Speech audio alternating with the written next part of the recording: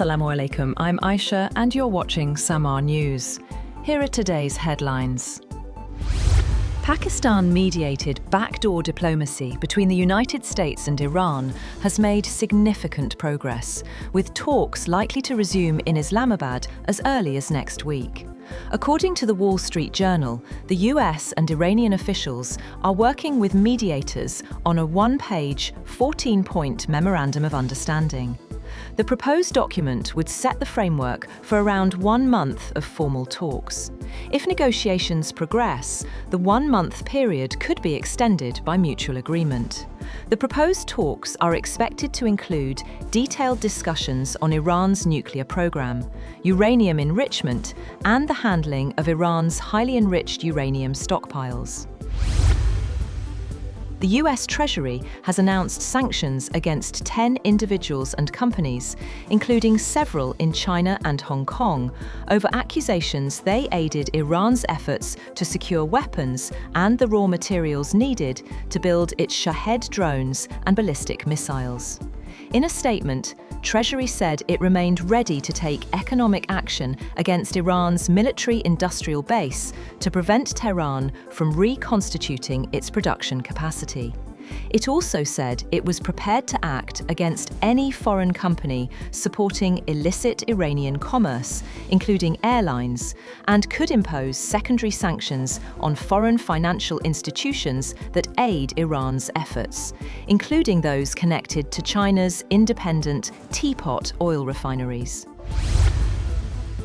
Iranian Foreign Minister Abbas Araghchi has rejected US intelligence claims that Tehran's military capabilities were weakened by the war, saying Iran's missile inventory now stands at 120% of pre-war levels. In a social media post, Araghchi accused Washington of repeatedly choosing reckless military adventure whenever diplomacy is possible.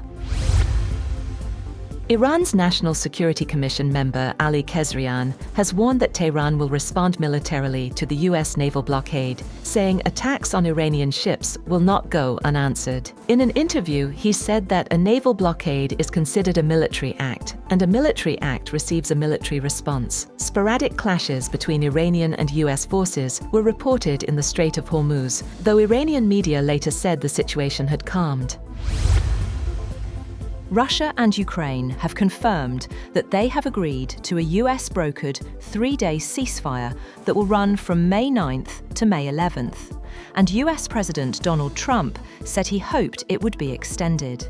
Trump's announcement of the temporary ceasefire on Truth Social earlier in the day also said each country would exchange 1,000 prisoners of war. Trump wrote in a post on Truth Social that the Ukraine-Russia ceasefire would include a suspension of all kinetic activity and a swap of 1,000 prisoners from each country.